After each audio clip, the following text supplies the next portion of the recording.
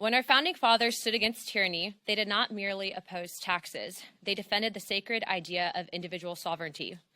They declared that no government, agency, or title could infringe upon the freedoms of speech, religion, thought, and the pursuit of truth. For too long, the American spirit has been dimmed by a veil of secrecy, by a government that has grown too comfortable in the shadows, denying us the transparency we deserve. But today, we stand at the dawn of a new era where the light of truth begins to shine through. A few weeks ago, President Donald Trump made a historic announcement. With the stroke of a pen, he committed to declassifying the files concerning the assassinations of President John F. Kennedy, Robert F. Kennedy, and Dr. Martin Luther King Jr., a decision not just monumental, but pivotal. It is with profound honor that I have been entrusted by Speaker Mike Johnson and Chairman James Comer to lead the House Oversight Task Force on Declassification of Federal Secrets.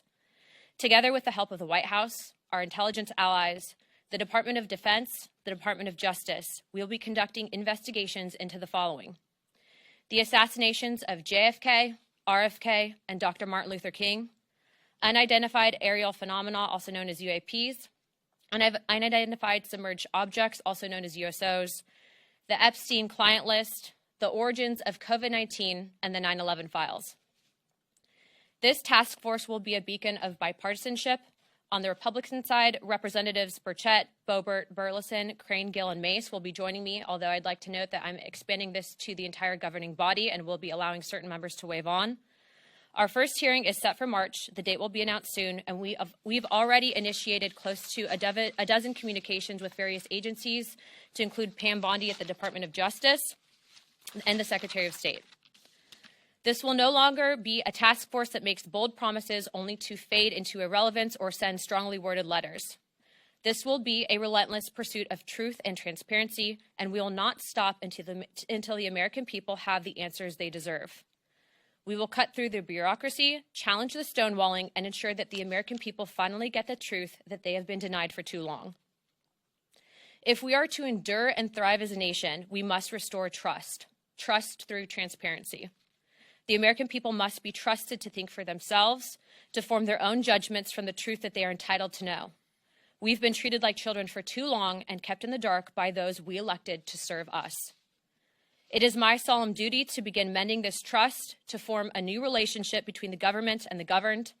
Let us embark on this journey together towards a government that does not serve, but one that enlightens. That does not just serve, but one that enlightens. Trust through transparency, that begins now. Without further ado, we'd like to open it up for questions, as I'm sure many of you have those. Hands up. I think that they'd be supportive, being that they're advocating for this, but also I want to remind the American people that this is bipartisan. There's also Democrats that are looking into answering these very questions, but certainly we would share that information with the American people. This is about transparency, and I think, again, as I stated, for far too long, there's been a massive push to keep the American people in the dark, and that ends today. Full transparency, we have a great working relationship, as I stated earlier, with the White House, with the DOJ, with the Secretary of Defense, and the Secretary of State. The incoming FBI director, I think, will be very supportive, and we've also been told that the CIA director is very supportive.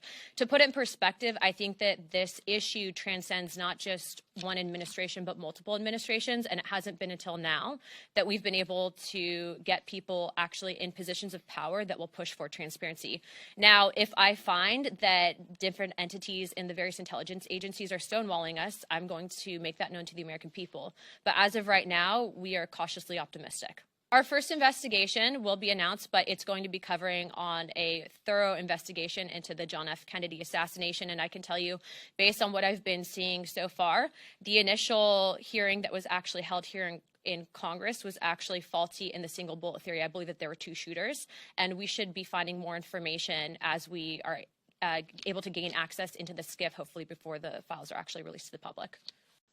Yeah, so again, this is a bipartisan commission. Remember, JFK was a Democrat, RFK was a Democrat, and I'm sure that I think the entire conference has a question on what actually happened with Dr. Martin Luther King, but also UAPs. You guys know that that was the biggest bipartisan, bicameral hearing that we've ever had, I think, in congressional history. I do not know who their members are yet. They've noticed it, but they're taking this very seriously. This is not a conspiracy theory investigating committee. We're actually looking to present truth to the American people. And it's in my opinion that no one person elected to office is more important or more qualified to look at the information that they've been hiding from us. And so we look to push for that transparency. We're actually looking to do with the JFK investigation. I'm looking to actually bring in some of the attending physicians at the initial assassination, and then also people that had been on the various commissions looking into, like the Warren Commission looking into the initial assassinations. There's been conflicting evidence, and I think that even the FBI at the time reported some anomalies in the initial autopsy at Bethesda, Maryland. All of those, though, seem to have been rinsed and repeated in the media to push a certain narrative that we don't agree with. And so I think that in order to put to bed some of the theories that have been out there on John F. Kennedy, we have to know the full truth, and the full truth starts with transparency, and that's why these files is so important for the American people to read for themselves.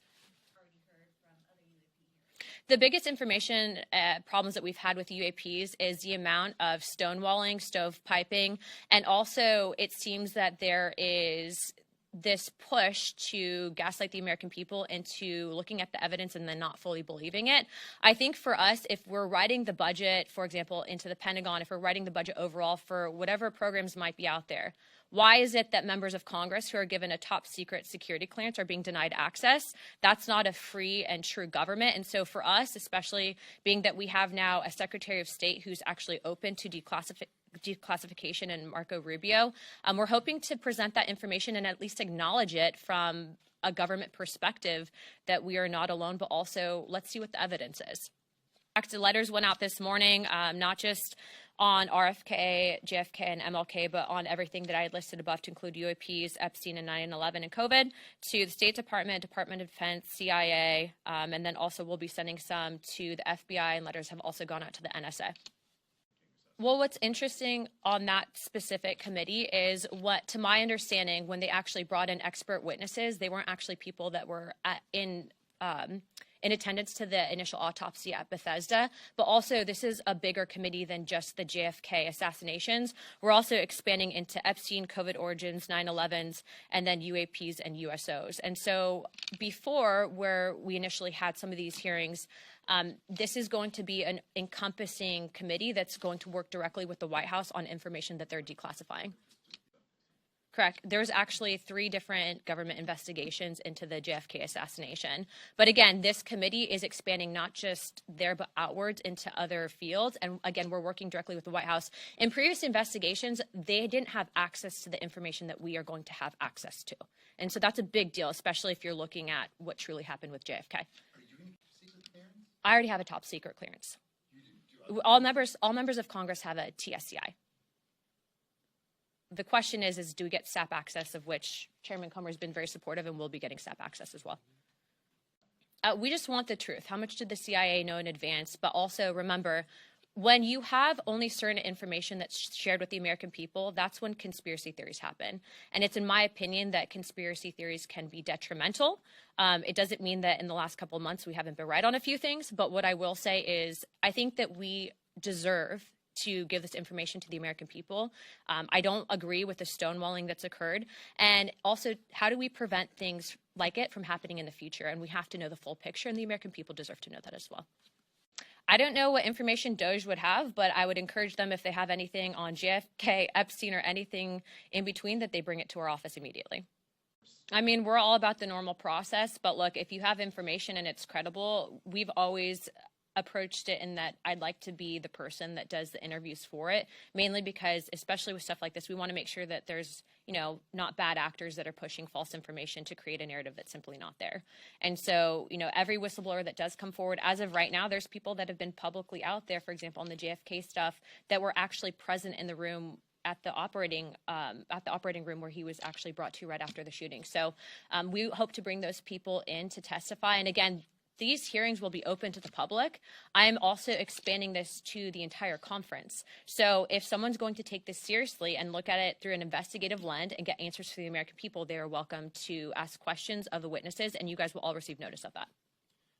I'd also like to close with this. If you are an independent investigator, we are being told that the FBI has now located thousands of pages of documents that they lost before, specifically relating to JFK.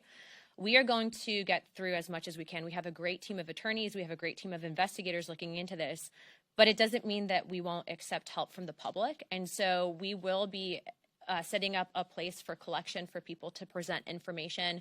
But again, this is about transparency. The government works for us. There have been people, I think, in power for too long that try to silo us and keep us in the dark, but that stops today. You're seeing that same message come out of the White House, out of the CIA, the FBI, and every other agency in between. So we are very happy to have the support of all of those individuals, happy to have the support of Chairman Comer and Speaker Johnson. And if you guys have any questions, please don't hesitate to reach out to Oversight Comms, and we'd be happy to answer those at that time. Thank you, guys.